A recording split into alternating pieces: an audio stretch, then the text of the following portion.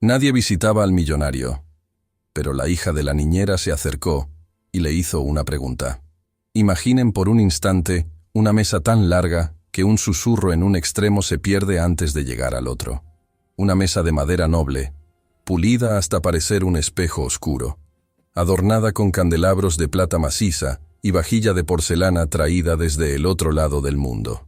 Ahora, imaginen que en esa mesa inmensa, preparada para banquetes de reyes, solo hay un plato servido, solo una copa de vino, solo una silla ocupada. Y en esa silla, un hombre anciano, vestido impecablemente de traje, masticando en un silencio tan absoluto que el sonido de su propia respiración le resulta molesto. Este hombre es don Julián de la Vega, dueño de medio pueblo, propietario de empresas, tierras y edificios, pero dueño también de la soledad más grande que un ser humano puede soportar. Dicen que el dinero no compra la felicidad, pero don Julián se había encargado de comprar, al menos, el aislamiento perfecto. En su mansión no se escuchaban risas, no había música, y lo más importante, nadie, absolutamente nadie, lo visitaba. Era el rey de un castillo frío, gobernando sobre un imperio de polvo y recuerdos dolorosos. Pero lo que don Julián no sabía esa noche, mientras cortaba su carne con gestos mecánicos, era que al otro lado de sus muros de piedra, bajo una tormenta que parecía querer romper el cielo, dos figuras pequeñas y empapadas estaban a punto de desafiar su mundo de silencio. Y antes de adentrarnos en la tormenta y descubrir quiénes eran estas dos almas valientes que se atrevían a tocar a la puerta del ogro, te invito de todo corazón a que te suscribas a nuestro canal. Haz clic en el botón de suscribirse y activa la campanita, porque tu apoyo es el motor que nos permite seguir trayendo historias que tocan el alma y nos enseñan a vivir mejor. Además, me encantaría saber quién está del otro lado acompañándome hoy. Escríbeme aquí abajo en los comentarios desde qué ciudad o país nos estás escuchando. Me hace mucha ilusión leer cada uno de sus mensajes y saber hasta qué rincón del mundo llega nuestra voz. Ahora sí, volvamos a esa noche oscura. La mansión de los de la Vega se alzaba sobre una colina, imponente y amenazadora, rodeada de rejas de hierro forjado que terminaban en puntas de lanza, como advirtiendo a los curiosos que allí no eran bienvenidos. Dentro, don Julián terminaba su cena. A sus 78 años, conservaba la mirada de águila que lo había hecho temible en los negocios. Pero sus ojos, si uno miraba con atención, estaban velados por una capa de tristeza antigua, una de esas tristezas que se instalan en los huesos y no se van ni con el sol más brillante. Desde que su esposa, doña Leonor, había fallecido hacía ya 15 años, Julián había cerrado las puertas de su casa y de su corazón. Había despedido a gran parte del servicio, quedándose solo con lo indispensable, y había establecido una regla tácita pero implacable. No quiero molestias. Para él, las visitas eran sinónimo de hipocresía. La gente solo se acercaba para pedir, para adular, para ver qué podían sacar del viejo millonario. Mejor solo que rodeado de buitres. Solía murmurar mientras paseaba por los pasillos llenos de obras de arte que nadie más que él admiraba. Con el tiempo, la gente dejó de llamar. Los amigos se cansaron de los rechazos, y la familia, bueno, la familia era un capítulo aparte, lleno de heridas que aún supuraban. Pero esa noche, la naturaleza rugía con fuerza. El viento golpeaba los ventanales blindados de la mansión, haciendo temblar los cristales. Afuera, la lluvia caía como una cortina de acero, implacable y helada. Y justo allí, frente al inmenso portón de entrada, una mujer joven llamada Rosa luchaba por mantenerse en pie. Rosa tenía apenas 28 años, pero su rostro reflejaba el cansancio de quien ha vivido varias vidas en una sola. Su abrigo era demasiado fino para ese clima, y sus zapatos, desgastados por kilómetros de caminata, ya no la protegían del agua que corría por las calles como ríos desbordados. Pero Rosa no temblaba por el frío. Temblaba por la pequeña mano que apretaba con fuerza dentro de la suya. A su lado, pegada a su pierna como si fuera su único ancla en el mundo, estaba Valentina. Una niña de 5 años, con unos ojos grandes y oscuros que miraban la mansión con una mezcla de terror y asombro. Valentina llevaba una capucha improvisada con una bolsa de plástico sobre su gorrito de lana. Y aunque sus labios estaban morados por el frío, no lloraba. Había aprendido, a su corta edad, que llorar no solucionaba los problemas de su mamá. «Mamá», susurró la niña, su voz apenas audible bajo el estruendo de un trueno lejano. «¿Aquí vive el gigante?» Rosa se agachó rápidamente, ignorando el charco que empapó sus rodillas, y tomó la carita de su hija entre sus manos heladas. «Escúchame, mi amor», le dijo, tratando de infundirle una seguridad que ella misma no sentía. «Aquí vive un señor muy importante. Necesitamos que nos dé el trabajo. Si conseguimos entrar, habrá comida caliente y una cama seca. Pero tienes que prometerme algo, Valentina. Tienes que ser muy valiente y muy silenciosa». «¿Recuerdas el juego de las estatuas?» Valentina asintió, castañeteando los dientes. «Pues esto es igual. Si entramos, tienes que ser invisible. Nadie puede verte, nadie puede oírte. Es nuestro secreto. ¿Me lo prometes?» «Lo prometo, mami», respondió la niña, abrazando con fuerza a su madre. Rosa se levantó, respiró hondo, llenando sus pulmones de aire húmedo y valor, y se acercó al intercomunicador dorado incrustado en la piedra del muro. Su mano temblaba al acercarse al botón. Sabía lo que se decía en el pueblo sobre don Julián. Decían que era un hombre sin alma, que había echado a vendedores a bastonazos, que odiaba todo lo que tuviera vida. Pero Rosa no tenía opción. La habían desalojado de su pequeña habitación hacía 2 días por no poder pagar el alquiler tras perder su empleo en la fábrica. Habían dormido la noche anterior en la estación de autobuses, abrazadas para darse calor, pero no podía someter a su hija a otra noche así. Esa entrevista de trabajo, conseguida casi de milagro por una conocida que trabajaba en la cocina, era su última tabla de salvación. Era esto o la calle. Presionó el botón. Un zumbido eléctrico rompió la monotonía de la lluvia. Esperó. Los segundos parecieron horas. Valentina se apretó más contra ella. «¿Sí?» Sonó una voz metálica y rasposa. No era la de don Julián, sino la de alguien del servicio, probablemente el ama de llaves o un guardia. «Buenas noches». La voz de Rosa se quebró. Tuvo que carraspear para sonar firme. «Soy Rosa. Rosa Martínez. Vengo por el puesto de ayudante de cocina y limpieza. La señora Matilde me dijo que viniera hoy». Hubo un silencio al otro lado. Rosa sintió que el corazón se le salía por la boca. «Llega tarde, mujer», respondió la voz con desdén. «Y mire cómo está el clima. El señor no recibe a nadie a estas horas». «Por favor», suplicó Rosa, pegándose al aparato, sin importarle que el agua le escurriera por la nariz. «El autobús se averió por la tormenta. Tuve que caminar desde la carretera. Le ruego, señora, solo déjeme entrar. Soy muy trabajadora, hago lo que sea. No tengo a dónde ir». El silencio volvió a reinar. Rosa miró a Valentina. La niña tenía los ojos cerrados, tiritando violentamente. «Dios mío, no me abandones ahora», rezó Rosa en silencio. «Hago lo que sea, soporto cualquier humillación, pero no dejes que mi hija duerma bajo la lluvia». De repente, un sonido seco, metálico y pesado resonó. ¡Clac! La cerradura eléctrica del pequeño portón de servicio se liberó. «Tiene 5 minutos para llegar a la puerta trasera», dijo la voz, cortante. «Y límpiese los pies antes de entrar. Si ensucia el piso, se va por donde vino». Rosa soltó un sollozo de alivio. Agarró a Valentina en brazos, a pesar de que sus fuerzas flaqueaban, y corrió hacia el sendero de piedra que llevaba a la parte trasera de la casa. La mansión se alzaba sobre ellas, inmensa, oscura, con apenas un par de ventanas iluminadas en la planta baja. Parecía una bestia dormida. Mientras corrían, Valentina levantó la vista y vio, a través de una ventana alta, la silueta de un hombre anciano que miraba hacia afuera, hacia la tormenta. Era don Julián. Él no las vio, sus ojos estaban perdidos en sus propios recuerdos, pero Valentina sintió un escalofrío que no era de frío. Sintió que entraba en la boca del lobo.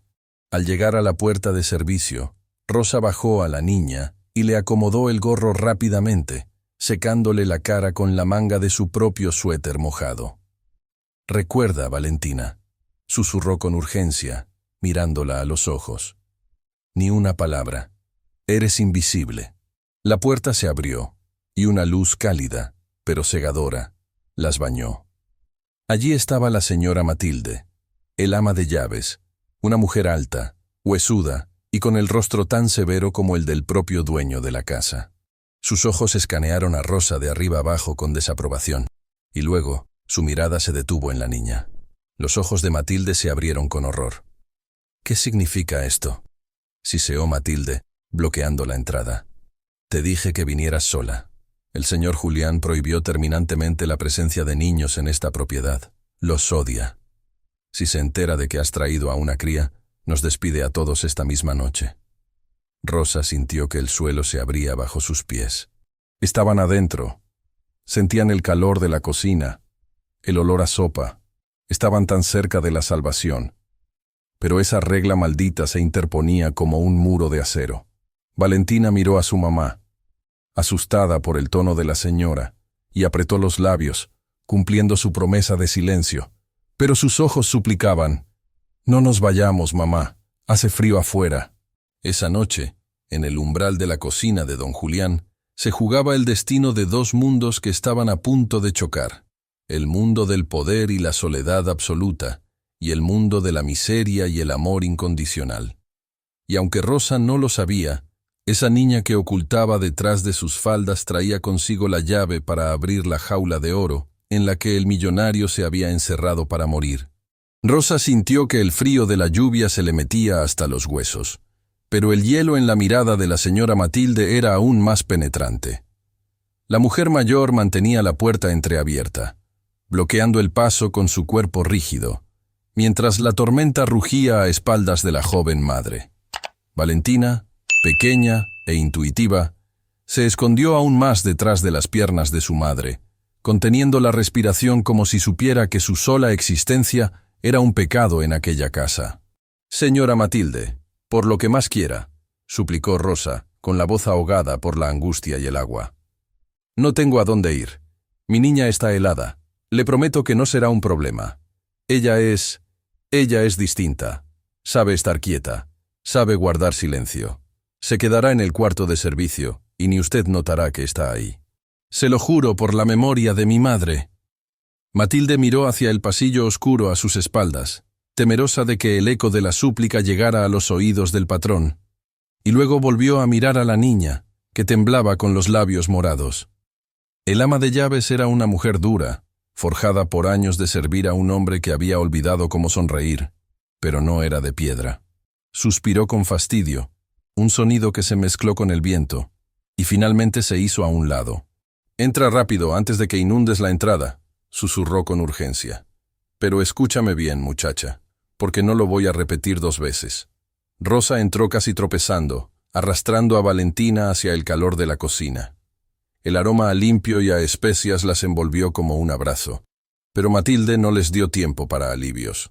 Cerró la puerta con un golpe seco y se giró hacia ellas, levantando un dedo huesudo en señal de advertencia. «Estás aquí porque necesito manos en la cocina y porque no soy un monstruo para dejar a una criatura en la tormenta. Pero en esta casa hay una ley sagrada. El señor Julián no quiere ver vida, no quiere ver desorden y, sobre todo, no quiere ver niños». Matilde se agachó un poco para mirar a Valentina a los ojos, con una severidad que asustó a la pequeña. «Niña, esta casa es grande, pero para ti es prohibida.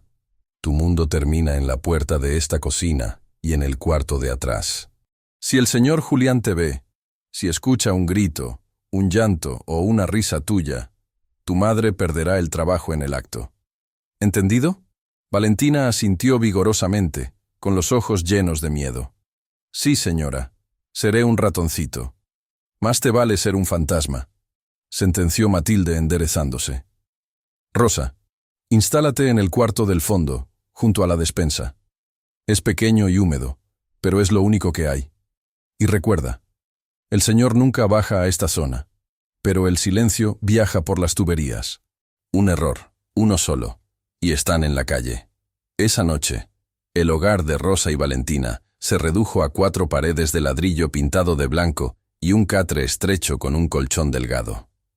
No había ventanas, solo una rejilla de ventilación por donde se colaba el silbido del viento. Sin embargo, para Rosa, aquel cuartucho era un palacio comparado con la intemperie. Secó a su hija con una toalla áspera que encontró y la arropó con una manta vieja. Valentina se acurrucó, abrazando sus rodillas. «Mami», susurró la niña en la oscuridad, «el señor de la casa es malo». Rosa se sentó en el borde de la cama y le acarició el cabello húmedo. «No lo sé, mi amor. Tal vez solo está muy triste. La gente triste a veces necesita mucho silencio, porque el ruido les recuerda lo que perdieron. Pero nosotras vamos a respetar sus reglas. Vamos a jugar al tesoro escondido. Tú eres mi tesoro, y nadie puede encontrarte. ¿De acuerdo?» Valentina cerró los ojos, agotada, y se durmió casi al instante. Rosa, sin embargo, permaneció despierta, mirando la puerta cerrada con el corazón en un puño. Sabía que había conseguido un techo, pero el precio era alto, vivir con el miedo constante, caminando de puntillas sobre el filo de una navaja. Afuera del cuarto, la mansión respiraba en silencio, un silencio pesado y opresivo que parecía vigilar cada uno de sus movimientos. Lo que Rosa no imaginaba era que mantener a una niña llena de luz encerrada en la oscuridad era como intentar guardar un rayo de sol en una caja. Tarde o temprano, el resplandor encontraría una grieta por donde escapar. La rutina en la mansión de los de la Vega se asentó como el polvo sobre los muebles antiguos. Silenciosa, pesada e inamovible. Rosa cumplía su palabra con una precisión militar, deslizándose por los pasillos como una sombra, limpiando, cocinando y desapareciendo antes de que don Julián siquiera notara su presencia. Valentina, por su parte, pasaba las horas en el pequeño cuarto de servicio, coloreando en cuadernos viejos y susurrando historias a sus muñecas, aprendiendo a vivir sin hacer ruido, como si el silencio fuera un juego de supervivencia. Pero la paz tensa de la mansión se rompió una tarde de domingo. No fue por una tormenta, sino por algo mucho más destructivo. La llegada de la familia. El chirrido de neumáticos de un coche deportivo de lujo sobre la grava de la entrada anunció la visita. Don Julián, que leía en su despacho con una copa de coñac en la mano, sintió que el estómago se le cerraba. Sabía quiénes eran. Eran los únicos que se atrevían a cruzar la verja, no por amor, sino por el olor del dinero. Eran Ernesto y Carla, sus sobrinos, hijos de su difunta hermana. «Los cuervos han llegado», murmuró Julián para sí mismo, dando un trago largo a su bebida para soportar lo que venía. Desde la cocina, Rosa observaba a través de la rendija de la puerta batiente. Vio entrar a una mujer vestida con ropa de marca excesivamente cara, y a un hombre con un reloj de oro que brillaba más que sus intenciones. Entraron sin llamar, con esa arrogancia de quienes se creen dueños de lo que aún no heredan. «¡Tío Julián!», exclamó Carla con una voz chillona y empalagosa, abriendo los brazos pero sin acercarse demasiado, como si temiera contagiarse de la vejez. «Mírate, estás tan pálido. Deberías salir más o contratar enfermeras de verdad, no a esa gente barata que sueles traer». Ernesto ni siquiera saludó. Fue directo al bar privado del salón y se sirvió un whisky sin pedir permiso. «Déjate de rodeos, Carla», dijo Ernesto, girándose hacia el anciano con una sonrisa cínica. «Tío, venimos porque hay un asunto urgente con las inversiones en la costa. Necesitamos una inyección de capital. Sabes que es un negocio seguro». Julián los miró con sus ojos cansados. No le preguntaron cómo estaba. No le trajeron un detalle, ni siquiera un periódico. Solo venían a sangrarlo un poco más. «¿Inversiones?», respondió Julián con voz ronca.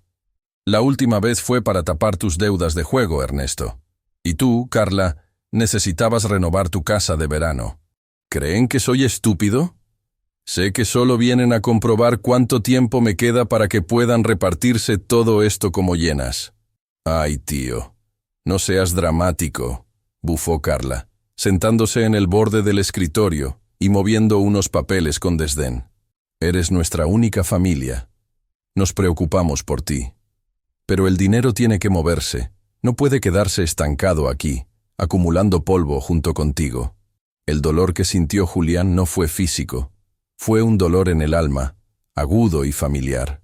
Esa sensación de ser un cajero automático con piernas, de saber que si mañana amaneciera muerto, sus sobrinos no llorarían, sino que celebrarían con champán. Y aquí quiero hacer una pausa, porque sé que esta escena duele. Es triste ver cómo el interés puede destruir los lazos más sagrados. Si esta historia ya te está tocando el corazón y te hace reflexionar sobre el valor de la familia verdadera, cuéntame en los comentarios si alguna vez viviste o viste algo parecido, donde el dinero valía más que el cariño. Y por favor, no olvides suscribirte para no perderte las próximas partes de esta historia, porque lo que viene te dejará sin aliento. Volviendo al salón, la discusión terminó como siempre terminaba.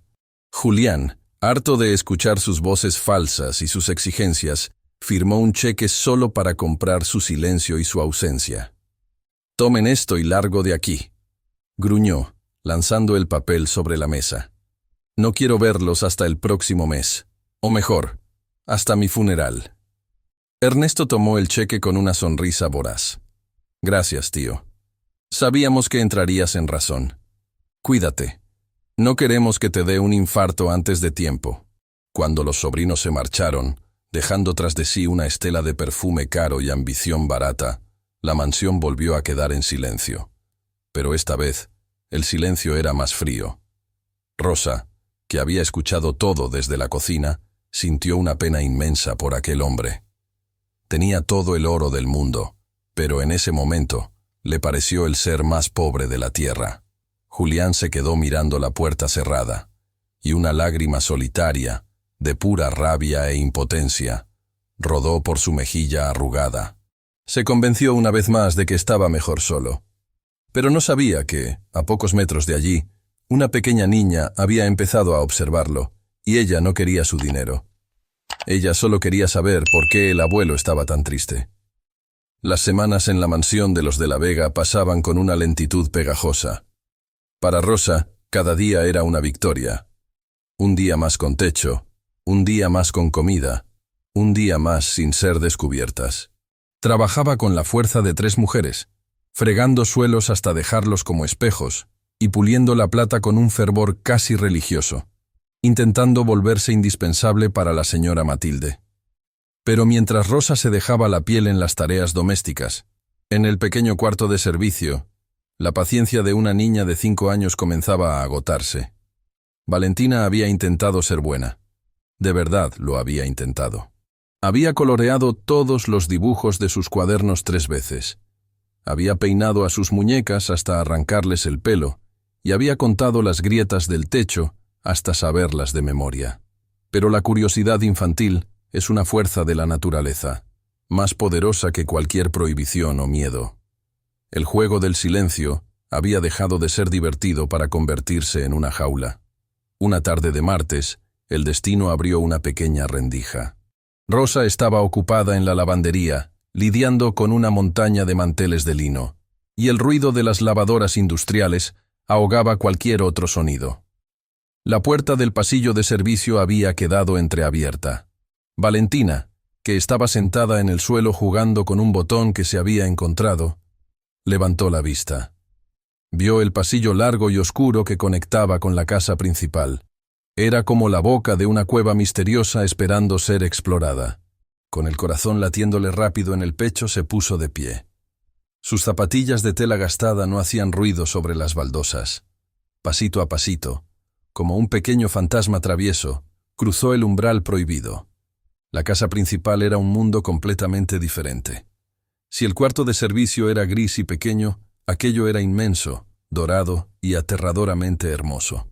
Valentina caminó sobre las alfombras persas que amortiguaban sus pasos, sintiéndose tan pequeña como una hormiga en un palacio de gigantes.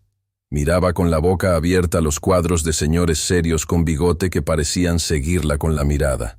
Las lámparas de araña que colgaban del techo como gotas de cristal congeladas y las estatuas de mármol que parecían personas convertidas en piedra. Nadie la vio. Los pocos empleados que quedaban estaban en sus áreas o descansando. Valentina se sintió una exploradora valiente en tierra desconocida. Siguió caminando, guiada por una luz tenue que venía de una sala al final del pasillo. Al asomarse con cuidado detrás de una columna de madera tallada, lo vio. Allí estaba don Julián. Estaba sentado en su sillón de cuero favorito, de espaldas a la puerta, mirando hacia el jardín a través del ventanal. No estaba gritando, ni dando bastonazos, ni haciendo ninguna de las cosas terribles que la señora Matilde había insinuado. Simplemente estaba allí, quieto, inmóvil. Valentina ladeó la cabeza, observándolo. Desde su escondite, podía ver el perfil del anciano reflejado en el cristal. Su rostro no tenía la furia de un ogro. Tenía la misma expresión que ponía su mamá cuando no tenían dinero para cenar. Era una cara gris, cansada, con los hombros hundidos como si cargara una mochila invisible muy pesada. Es el abuelo triste, pensó Valentina, sintiendo una punzada en su pequeño pecho. En la mente de la niña, los monstruos eran ruidosos y daban miedo. Pero aquel señor no parecía un monstruo. Parecía alguien que había perdido su juguete favorito y no sabía dónde buscarlo. Valentina sintió un impulso repentino de ir y tocarle el brazo, de preguntarle qué le pasaba, pero el recuerdo de la advertencia de su madre la detuvo en seco. «Si te ven, nos vamos a la calle». Un ruido de pasos lejanos en el piso de arriba la sacó de su trance. Alguien venía. Con el pánico encendiéndose en sus venas, Valentina dio media vuelta y corrió de puntillas, más rápido que nunca, desandando el camino por los pasillos alfombrados, cruzando la puerta de servicio y lanzándose sobre su catre justo segundos antes de que Rosa entrara en la habitación con una pila de ropa doblada. «¿Estás bien, mi amor?», preguntó Rosa, notando a la niña un poco agitada y con las mejillas sonrosadas. «Sí, mami», respondió Valentina, abrazando a su muñeca y fingiendo calma. Solo estaba jugando a las escondidas. Pero esa noche, mientras intentaba dormir, Valentina no podía sacarse de la cabeza la imagen del gigante.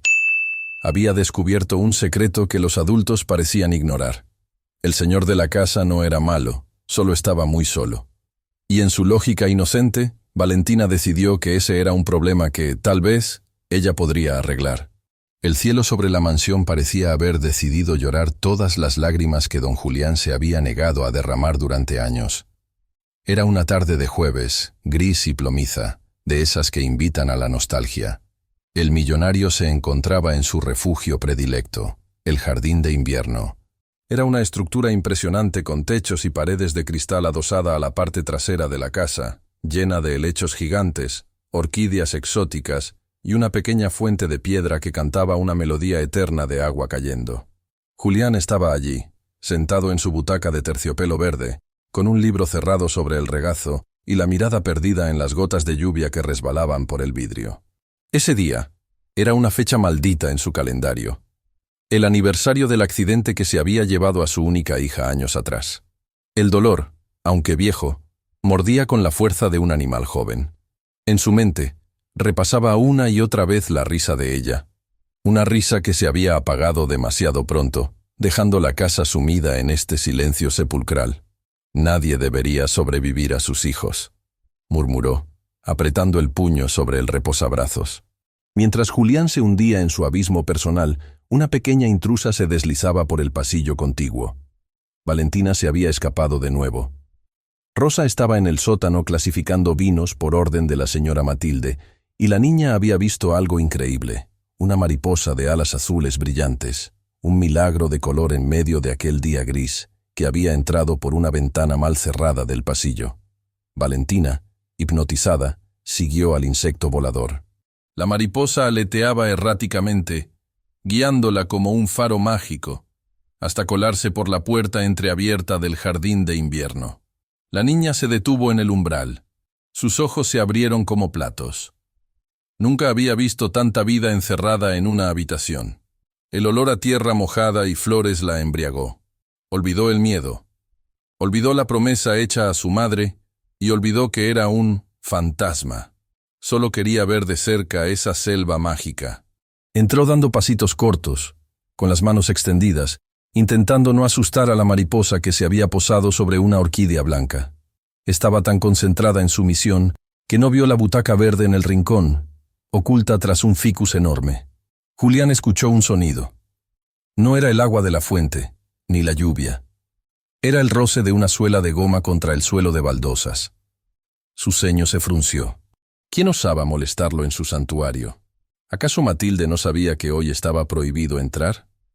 Giró la butaca con brusquedad, preparado para soltar una reprimenda que haría temblar los cristales. «He dicho que no quiero mol». El grito se le murió en la garganta. Julián se quedó petrificado. Frente a él, congelada en medio del movimiento de atrapar la mariposa, había una niña. Una niña pequeña, con un vestido remendado y el cabello oscuro y revuelto cayéndole sobre la frente. El tiempo se detuvo. El corazón de Julián dio un vuelco violento, doloroso. Por un segundo, creyó que se había vuelto loco, que la pena finalmente le había robado la razón. Porque esa niña tenía los mismos ojos grandes y profundos de su hija cuando tenía 5 años. Tenía la misma expresión de curiosidad asustada. Era como ver un fantasma materializarse entre las orquídeas. Valentina bajó las manos lentamente, sabiendo que la habían descubierto. El gigante la estaba mirando. Pero no gritaba.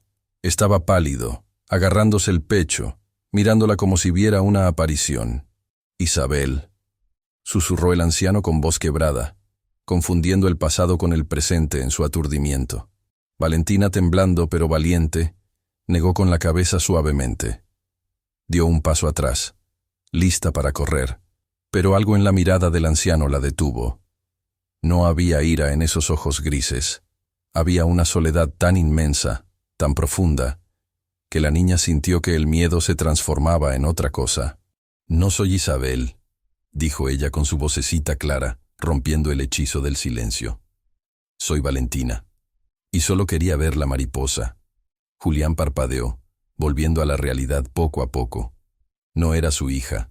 Era una niña extraña, una intrusa en su casa, vestida con ropas pobres.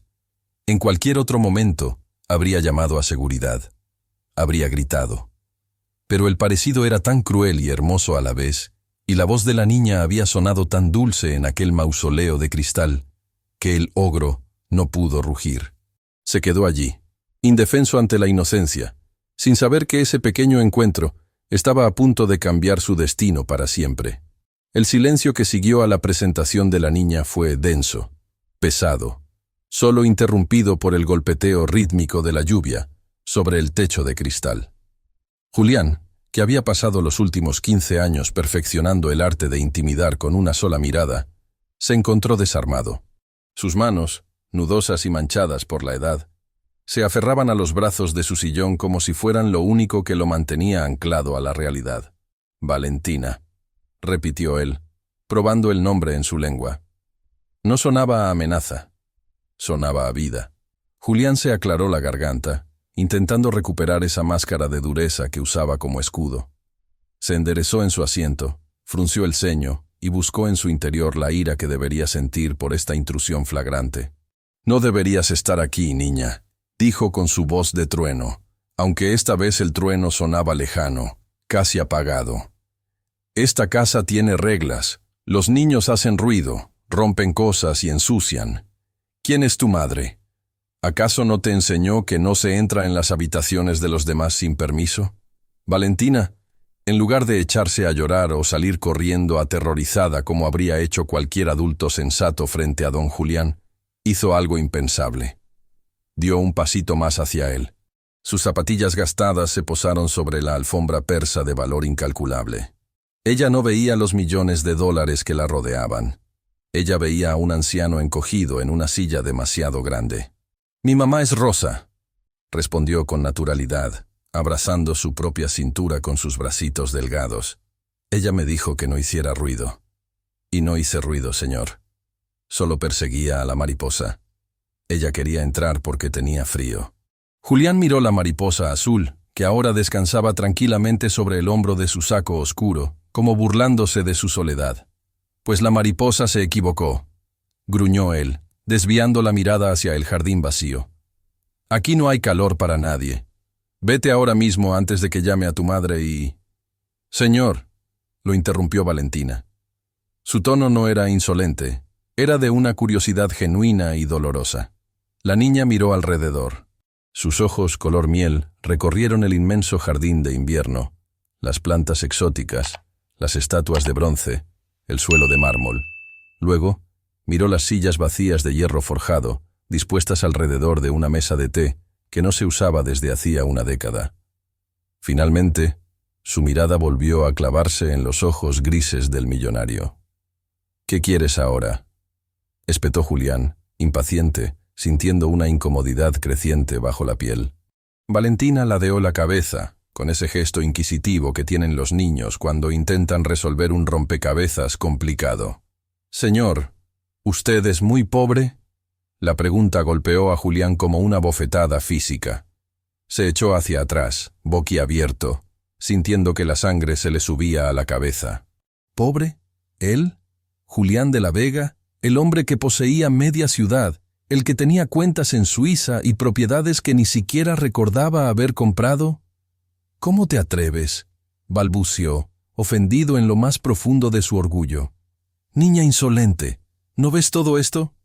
Hizo un gesto amplio con la mano, abarcando la mansión. «Tengo más dinero del que tú podrías imaginar en 100 vidas. Soy el hombre más rico de esta región. Tengo todo». Valentina no se inmutó. No pareció impresionada por el estallido de grandeza.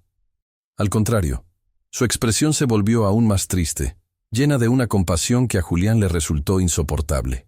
«Es que», dijo ella suavemente, jugando con un hilo suelto de su vestido, «mi mamá siempre me dice que la gente rica de verdad es la que tiene la casa llena de amigos y familia. Dice que cuando uno tiene mucho comparte la mesa». La niña señaló la silla vacía frente a él. «Pero usted está aquí solito. Siempre está solito. No tiene a nadie para jugar, ni para hablar, ni para comer. En mi casa, aunque a veces comemos solo sopa, nos sentamos juntitas y nos reímos». Valentina dio un paso más, acercándose tanto que Julián pudo oler el aroma a lluvia y jabón barato que emanaba de su ropa. «Entonces, si usted tiene una casa tan grandota pero no tiene a nadie que lo quiera visitar, debe ser porque es muy pobre de corazón, ¿verdad? O tal vez es porque está castigado». El silencio que cayó sobre el jardín de invierno fue absoluto. Las palabras de la niña, simples y brutales, habían atravesado las capas de dinero, orgullo y rencor que Julián había construido durante años, clavándose directamente en la herida abierta de su alma. Pobre de corazón. La frase resonó en su mente como una sentencia judicial irrefutable. Julián abrió la boca para replicar, para explicarle cómo funcionaba el mundo, para decirle que la soledad era el precio del poder, pero no pudo, porque por primera vez en su vida se dio cuenta de que la lógica implacable de esa niña de 5 años tenía más verdad que todos sus balances contables. Él era un mendigo en un palacio de oro. Sus hombros se hundieron, la ira se evaporó, dejando paso a un cansancio infinito. Miró a Valentina, esperando ver burla, pero solo vio unos ojos que esperaban una respuesta, unos ojos que le ofrecían la oportunidad de ser, por un momento, simplemente humano. «Tal vez», susurró Julián, con la voz ronca y los ojos húmedos. «Tal vez tengas razón, pequeña. Tal vez soy el hombre más pobre del mundo». Valentina sonrió, una sonrisa tímida y dulce que iluminó la tarde gris. Metió la mano en el bolsillo de su delantal y sacó algo. Era una piedra. Una simple piedra de río, lisa y gris, que había guardado como un tesoro. «Tenga», dijo, extendiendo su manita y depositando la piedra en la palma temblorosa del millonario. «Es una piedra mágica. Me la encontré en el patio. Si la aprietas fuerte cuando estás triste, te hace compañía. Para que ya no seas tan pobre». Julián miró la piedra en su mano. Valía menos que nada, y sin embargo en ese instante le pareció el regalo más valioso que había recibido en los últimos 20 años. En ese preciso instante, el sonido de unos pasos frenéticos resonó en el pasillo adyacente, rompiendo la burbuja de intimidad que se había creado entre el anciano y la niña. La puerta del jardín de invierno se abrió de golpe, golpeando contra la pared de cristal con un estruendo que hizo volar a la mariposa azul. Era Rosa. Tenía el rostro desencajado por el pánico, el cabello revuelto y el pecho subiendo y bajando por la carrera desesperada.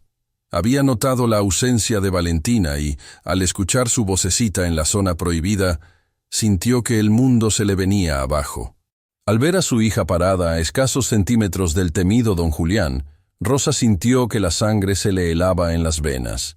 Imaginó lo peor: gritos, insultos y, lo más aterrador, verse de nuevo en la calle, bajo la lluvia, sin nada. «¡Valentina!», gritó Rosa corriendo hacia la niña y apartándola bruscamente del sillón, protegiéndola con su cuerpo como una leona defiende a su cachorro. «Perdón, señor. Por favor, perdóneme. No sé cómo se escapó. Se lo juro por mi vida. No volverá a pasar». Rosa cayó de rodillas, temblando incontrolablemente, con las manos juntas en súplica. Las lágrimas ya corrían por sus mejillas. «Nos vamos ahora mismo, señor. Solo déjeme recoger nuestras cosas. No llame a la policía, por favor. Ella es solo una niña. No sabía lo que hacía. Toda la culpa es mía». Julián observó la escena desde su butaca. Veía el terror absoluto en los ojos de esa madre joven, un miedo visceral que él mismo había inspirado con su fama de tirano. Y por primera vez en años, ese miedo no le provocó satisfacción ni indiferencia. Le provocó vergüenza. Apretó la pequeña piedra gris en su mano, sintiendo sus bordes rugosos contra su piel sensible. «Levántate, Rosa», dijo Julián. Su voz no fue el rugido que ella esperaba. Fue firme, sí, pero extrañamente tranquila, cansada. Rosa, sollozando, no se atrevía a moverse. «He dicho que te levantes», repitió él con un tono más suave. «Y suelta a la niña. No le estás protegiendo de un monstruo». Rosa alzó la vista, confundida, limpiándose las lágrimas con el dorso de la mano. Vio que el millonario no estaba señalando la puerta con ira. Estaba mirando la piedra que tenía en la palma de su mano con una expresión que Rosa jamás habría imaginado ver en él. Ternura. «Tu hija», Julián hizo una pausa tragando saliva. «Tu hija me ha hecho ver algo que yo me negaba a aceptar. Me ha dicho que soy pobre, y tiene razón. Ella no quiso faltarle al respeto, señor, es que...» Intentó disculparse Rosa. «No, Rosa. Ella ha sido la única persona honesta que ha pisado esta casa en una década». Julián suspiró y miró a Valentina, que asomaba la cabeza por detrás de la pierna de su madre. «No las voy a despedir». El alivio que sintió Rosa fue tan intenso que casi se desmaya. Pero lo que siguió fue aún más sorprendente. «A partir de hoy», continuó Julián, «Valentina no tiene que esconderse como un criminal. Esta casa es demasiado grande y demasiado silenciosa para un solo viejo amargado. Si ella quiere perseguir mariposas, que lo haga. Prefiero el ruido de sus pasos al silencio de mis recuerdos». Desde ese día, algo milagroso comenzó a suceder en la mansión de cristal. El hielo comenzó a derretirse. Poco a poco, la figura pequeña de Valentina se convirtió en una constante en la vida de don Julián. Ya no era extraño verla sentada en la alfombra de la biblioteca coloreando mientras él leía, o caminando a su lado en el jardín, mostrándole nidos de pájaros o flores nuevas. Rosa, aunque seguía siendo respetuosa y trabajadora, empezó a sonreír. El miedo se había transformado en gratitud. Y aquí quiero detenerme un momento para preguntarte algo muy importante. Muchas veces juzgamos a las personas por su apariencia dura, sin saber las batallas que libran en silencio. Don Julián parecía un ogro, pero solo necesitaba un poco de inocencia para recordar quién era. ¿Tú qué habrías hecho en su lugar? ¿Habrías perdonado la intrusión o habrías seguido las reglas? Déjame tu opinión en los comentarios y comparte este video con alguien que necesite creer en las segundas oportunidades. La felicidad parecía haber llegado para quedarse. Las risas de Valentina resonaban en los pasillos, y don Julián incluso había ordenado al cocinero preparar postres de chocolate los domingos. Parecía que la vida, finalmente, le estaba dando una tregua al millonario. Pero lo que ninguno de ellos sabía era que la felicidad ajena es un imán para la envidia. Y mientras en la mansión renacía la esperanza, afuera, los cuervos, Ernesto y Carla, ya estaban afilando sus garras, listos para destruir esa nueva familia que amenazaba su herencia. Dicen que la felicidad ajena es el veneno más amargo para quien tiene el alma podrida por la codicia. Y en la mansión de don Julián, la felicidad había comenzado a florecer como una rosa tardía en invierno. Las semanas habían pasado y la casa, antes muda, ahora tenía una banda sonora propia. El correteo de unos pasos pequeños, el tintineo de tazas de té a media tarde, y lo más milagroso de todo, la risa grave y oxidada del millonario, que poco a poco recordaba cómo usar los músculos de su rostro para sonreír. Pero esa paz era frágil, tan frágil como el cristal de las ventanas. Y un domingo soleado, el sonido de un motor deportivo rugiendo en la entrada anunció que la tormenta volvía, pero esta vez no traía lluvia, sino veneno. Ernesto y Carla, los sobrinos de Julián, bajaron de su coche con la misma arrogancia de siempre. Venían a hacer su visita mensual de control, esa inspección rutinaria para asegurarse de que el viejo seguía vivo y, sobre todo, que su fortuna seguía intacta. Pero al cruzar el arco de entrada hacia el jardín, se detuvieron en seco. La escena que vieron les heló la sangre. Allí, bajo la sombra de un roble centenario, no estaba el tío amargado y solitario que ellos conocían. Julián estaba sentado en un banco, y a su lado, esa niña, la hija de la sirvienta, le leía un cuento en voz alta, señalando los dibujos con sus dedos pequeños. Y Julián la escuchaba con una atención devota, con una paz en el rostro que sus sobrinos jamás le habían visto. «¿Qué demonios es esto?», siseó Carla, quitándose las gafas de sol con un gesto brusco. «Ernesto, mira eso. Esa cosa está sentada a su lado como si fuera su nieta». Ernesto apretó la mandíbula, sintiendo una punzada de alarma en el bolsillo. «Esto es peor de lo que pensábamos, Carla. El viejo está senil. Se ha encariñado con la servidumbre. ¿Sabes lo que eso significa? Significa que cualquier día cambia el testamento», respondió ella, con los ojos inyectados en codicia. «Si esa mocosa sigue ganándose su afecto, esa sirvienta muerta de hambre va a terminar heredando lo que nos pertenece por derecho. Tenemos que hacer algo, y tenemos que hacerlo hoy». Los cuervos avanzaron, componiendo sus sonrisas falsas antes de llegar al banco. El saludo fue tenso. Julián, lejos de alegrarse, pareció molesto por la interrupción. Defendió la presencia de Valentina con una firmeza que encendió todas las alarmas en la cabeza de Ernesto. «Ella es mi invitada», había dicho el anciano. Esa frase fue la sentencia de guerra.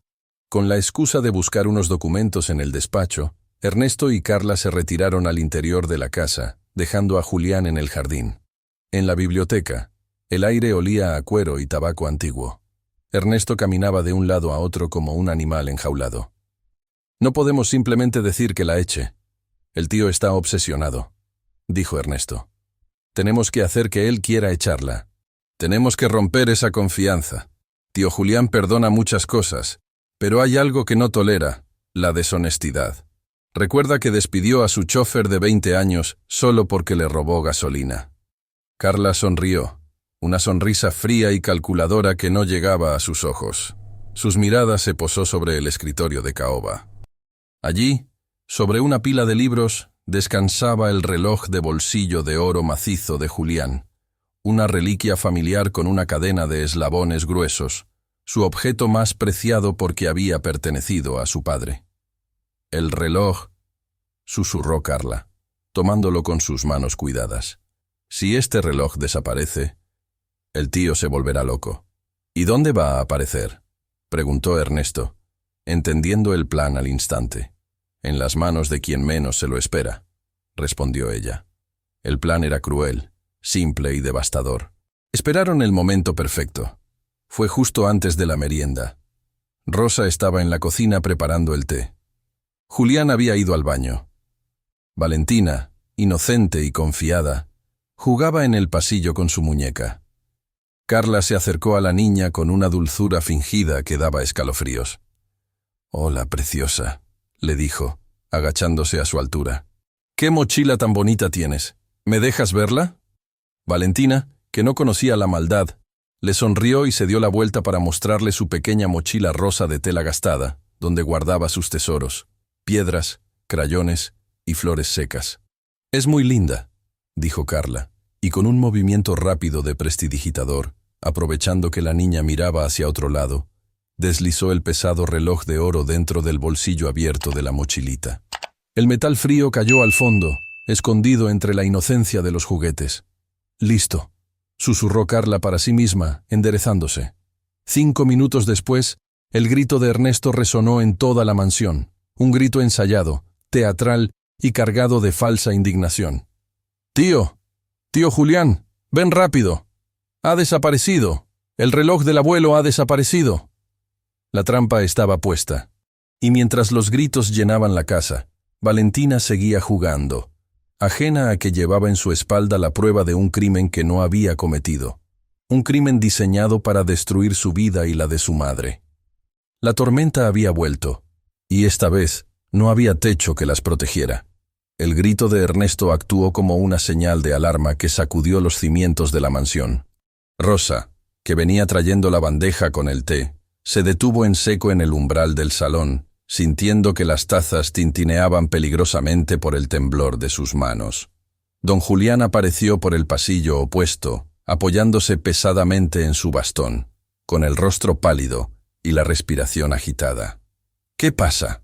¿Por qué esos gritos?», preguntó el anciano, mirando a sus sobrinos con preocupación. «El reloj, tío. El reloj de oro del abuelo», exclamó Ernesto, señalando dramáticamente el espacio vacío en el escritorio. «Lo dejé aquí hace un momento mientras buscaba los papeles, y ahora no está. Ha desaparecido». Julián se acercó al escritorio. Efectivamente, su reliquia más preciada no estaba. Sintió un mareo momentáneo. Ese reloj no era solo oro. Era el último recuerdo de su padre. «No puede haber desaparecido», murmuró Julián confundido. «En esta casa nunca se pierde nada». «Pues hoy sí», intervino Carla, cruzándose de brazos y clavando su mirada de víbora en Rosa y Valentina. «Y curiosamente, tío, hoy es el día en que has dejado que ciertas personas caminen por la casa como si fueran dueñas». Rosa sintió que el aire se le escapaba de los pulmones. Dejó la bandeja sobre una mesa auxiliar y corrió hacia Valentina, abrazándola contra sus piernas. «Señor Julián», dijo Rosa con voz temblorosa, «nosotras no hemos tocado nada. Se lo juro. Valentina ha estado jugando aquí en el pasillo, con sus muñecas. Ella no sabe el valor de esas cosas». «¿Ah, no?». Carla soltó una risa seca y cruel. «Los niños son como urracas. Les gusta todo lo que brilla. Y si su madre no tiene para comer, bueno, la tentación es grande, ¿no?». «Basta», ordenó Julián golpeando el suelo con su bastón. «No voy a permitir acusaciones sin pruebas». «¿Quieres pruebas?», desafió Carla, caminando decidida hacia la niña. «Vamos a ver qué guarda la inocente en su mochilita». «No», gritó Rosa, intentando detenerla, pero Ernesto se interpuso en su camino, bloqueándola con su cuerpo corpulento. Carla le arrancó la pequeña mochila rosa a Valentina, quien comenzó a llorar asustada, sin entender por qué la señora elegante era tan mala.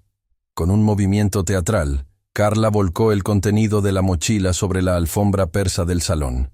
Cayeron al suelo un par de crayones rotos, una muñeca de trapo deshilachada, varias piedras de jardín, y con un sonido metálico y pesado, cayó el reloj de oro macizo.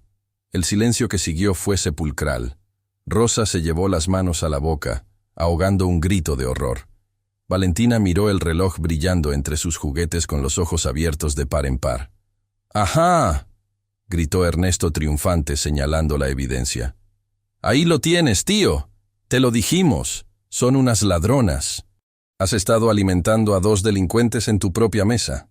Carla recogió el reloj y se lo entregó a Julián, con una mueca de asco. «Tienes que llamar a la policía ahora mismo, tío. Que se las lleven.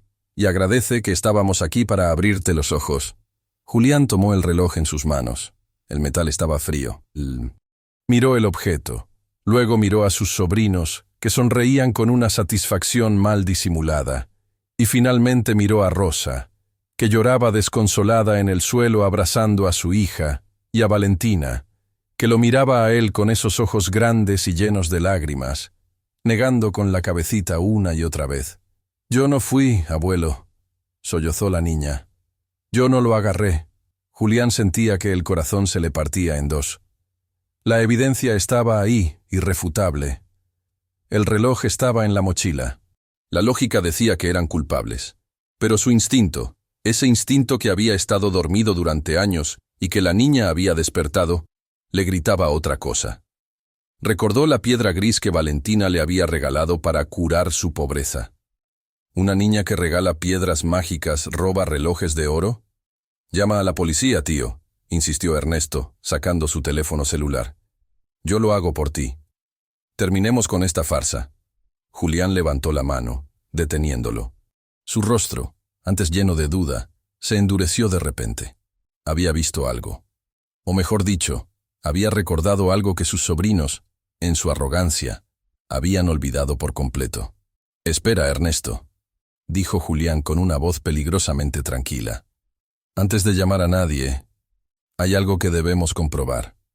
Los sobrinos intercambiaron una mirada nerviosa. Julián apretó el reloj en su puño y, por primera vez en toda la tarde, se irguió cuán alto era, recuperando la autoridad del magnate que nunca había dejado de ser. La prueba de fuego había comenzado, pero no para Rosa y Valentina, sino para la verdad misma. Los sobrinos intercambiaron miradas nerviosas. La seguridad en el rostro de Ernesto flaqueó por primera vez. «¿De qué estás hablando, tío?», preguntó Carla, intentando mantener su tono indignado, aunque su voz temblaba ligeramente. «La única prueba que necesitamos está ahí, en el suelo». Julián caminó lentamente hacia la pared donde colgaba un antiguo retrato al óleo de su padre. Con un movimiento de su bastón, señaló un pequeño punto negro, casi imperceptible, incrustado en la moldura dorada del techo, justo encima del escritorio. «¿Ven eso?», preguntó Julián con voz gélida. «Hace 2 meses sentí que me faltaban algunas monedas de colección. Pensé que me estaba volviendo loco, que la vejez me jugaba malas pasadas.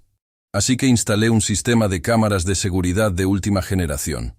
Graban movimiento, graban sonido y graban traiciones». El color desapareció por completo de los rostros de Ernesto y Carla. Parecían 2 estatuas de cera a punto de derretirse. «Matilde», llamó Julián, sin apartar la vista de sus sobrinos. El ama de llaves apareció en la puerta con una tableta en la mano y una expresión de severa satisfacción. «Aquí tiene la grabación, señor», dijo Matilde, entregándole el dispositivo. Se ve claramente cómo la señora Carla aprovecha que la niña está distraída para meter el reloj en su mochila. A las 5:15 de la tarde, Julián no necesitó mirar la pantalla. Clavó sus ojos grises en su sobrina. «¿Cómo pudieron?», susurró, y en su voz había más dolor que ira. «No me duele que quisieran mi dinero. Eso ya lo sabía. Me duele que fueran capaces de destruir la vida de una niña inocente y de una madre trabajadora solo para asegurar su herencia. Eso no es codicia. Eso es maldad pura. Tío, déjanos explicarte. Fue un malentendido», balbuceó Ernesto, retrocediendo hacia la puerta. «¡Silencio!», tronó Julián. «No quiero oír ni una palabra más. Fuera de mi casa. Y cuando digo fuera, me refiero a fuera de mi vida. Mañana mismo mis abogados se pondrán en contacto con ustedes. No verán ni un centavo de mi fortuna, porque la familia, queridos sobrinos, no es la que lleva tu sangre, sino la que te respeta». Carla intentó protestar, pero la mirada de Julián era tan terrible que el miedo la venció. Agarró a su marido del brazo y salieron casi corriendo del salón, perseguidos por la vergüenza, subiéndose a su coche deportivo para desaparecer para siempre de la colina. Cuando el rugido del motor se desvaneció, un silencio profundo volvió al salón. Pero esta vez no era un silencio opresivo. Era el silencio de la paz después de la batalla. Rosa seguía en el suelo, abrazando a Valentina, temblando por la adrenalina. Julián se acercó a ellas. Con un gemido de esfuerzo por sus viejas articulaciones, el millonario hizo algo que nadie en el pueblo hubiera creído. Se arrodilló en la alfombra, poniéndose a la altura de la niña. «Valentina», dijo suavemente, extendiéndole la mano. Rosa. Señor, gracias, lloró Rosa. Gracias por creernos. No me des las gracias, respondió Julián, con los ojos húmedos. Soy yo quien debe pedirles perdón. Perdón por haber creado un mundo donde ustedes tenían que vivir con miedo. Perdón por haber estado tan ciego. Julián tomó la manita de Valentina y depositó el reloj de oro en ella. No, abuelo, esto no es mío, dijo la niña, intentando devolvérselo. Guárdalo, sonrió él. No es un regalo, es una promesa, la promesa de que nunca más te faltará nada. Luego se volvió hacia Rosa y la ayudó a levantarse con una caballerosidad antigua. Rosa, la cena está servida en el comedor, dijo Julián. Pero esa mesa es ridículamente grande para un solo viejo. ¿Me harían el honor de cenar conmigo? No como empleada, sino como mi familia. Esa noche, por primera vez en 15 años, se pusieron 3 platos en la mesa principal. Y mientras afuera la noche era oscura, dentro de la mansión, la luz de las velas iluminaba 3 rostros que, entre risas y lágrimas, habían encontrado el tesoro más grande del mundo: el hogar. El tiempo, ese escultor silencioso que todo lo cambia, fue benévolo con la mansión de la colina. Si hubieras pasado por allí 10 años después de aquella noche de la tormenta, no habrías reconocido el lugar. Las rejas oxidadas fueron pintadas de blanco, el jardín salvaje se convirtió en un vergel de flores coloridas, y lo más importante, las ventanas siempre estaban abiertas. Aquella mesa kilométrica que antes presidía la soledad de don Julián, ahora se quedaba pequeña. Domingos de paella, navidades con villancicos desafinados y cumpleaños con pasteles caseros llenaron el comedor de una música que ninguna orquesta podía igualar, la de la felicidad compartida. Valentina creció, convirtiéndose en una joven brillante y bondadosa que estudiaba medicina, siempre bajo la mirada orgullosa de su abuelo, quien no faltaba a ninguna entrega de notas, aplaudiendo más fuerte que nadie.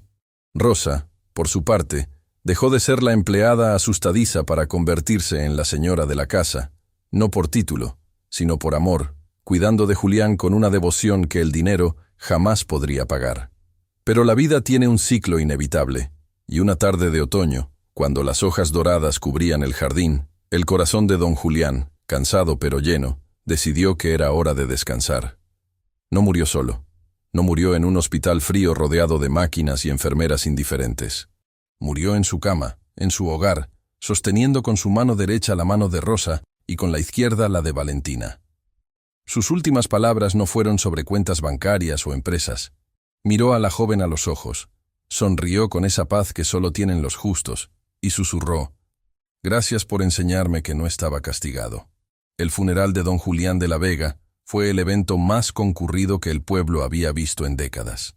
No vinieron socios de negocios por compromiso. Vino gente que lo quería, vecinos a los que él había ayudado en secreto durante sus últimos años, inspirados por la bondad de su nueva familia.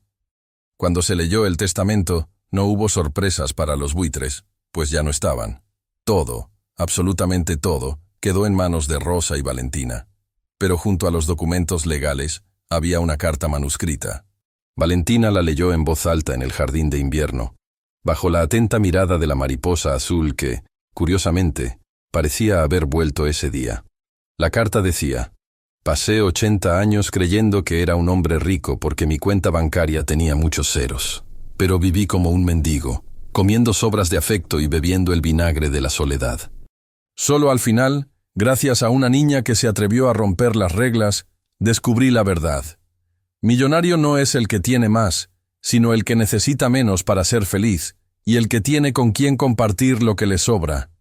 Les dejo mi dinero, que es solo papel, pero me llevo conmigo la verdadera fortuna, el amor que ustedes me dieron». La mansión siguió en pie, ahora convertida en una fundación para ayudar a madres solteras y niños sin hogar. La leyenda del ogro de la colina desapareció, reemplazada por la historia del abuelo que aprendió a amar. Y así cerramos este capítulo, querida amiga, querido amigo. La historia de don Julián nos deja una lección que ojalá guardes en tu corazón. No construyas muros tan altos que la felicidad no pueda saltarlos. No esperes a que sea demasiado tarde para invitar a alguien a tu mesa. A veces, La riqueza más grande está disfrazada de humildad y toca a nuestra puerta en medio de una tormenta.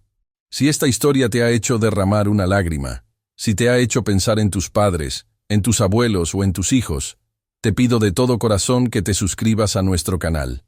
Nos regales un me gusta y actives la campanita. Tu apoyo nos permite seguir creando. Y ahora quiero leerte.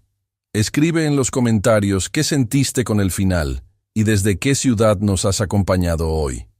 Tu opinión es el alma de este canal. No te vayas todavía, porque aquí mismo te dejo la siguiente historia en pantalla. Un relato que estoy seguro tocará las fibras más sensibles de tu corazón. Haz clic y acompáñanos.